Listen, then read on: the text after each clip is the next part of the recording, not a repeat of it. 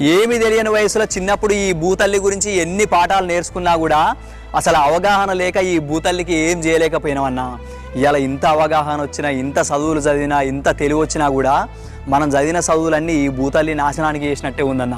ఎందుకంటే ఇవాళ మనం చదివిన చదువులు విచ్చలవిడిగా ప్లాస్టిక్ను తయారు చేస్తానికి ఉపయోగించి, ఇవాళ మనం చదివిన చదువులు విచ్చలవిడిగా చెట్లని అడవులను నరికేస్తానికి ఉపయోగించి, ఇవాళ మనం చదివిన చదువులు విచ్చలవిడిగా టెక్నాలజీని పెంచేసి ఇన్ని చదువులు చదువుకున్నాగినా మన చదువు మొత్తం ఈ భూమి వినాశనానికి, మననాశనానికి మన చదువునంతా ఉపయోగిస్తున్నాం అన్న.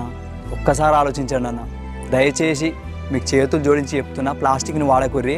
ఏదైనా చికెన్ షాపుల కాడుకో ఏదైనా షాపుల కాడికి పోయినప్పుడు ఆ కవర్లను వాడకుండా బాక్సులు కానీ, క్యారీ బ్యాగులు కానీ, కాటన్ బ్యాగులు కానీ ఏదైనా తీసుకొని వెళ్ళండి. చెట్లను మాత్రం ఎట్టి పరిస్థితులలో నరకనీయకుర్రి. మా రైతన్నలు చాలా వరకు ఏం చేస్తుంటారు అని అంటే కోతుల బాధతోటి పంట పొలాలు నాశనం చేస్తాయి అనేసి ఆ తాటి చెట్లు కానీ పెద్ద పెద్ద వృక్షాలు నరికేస్తుంటాం. వాటి వల్ల రేపన్నాడు ఖచ్చితంగా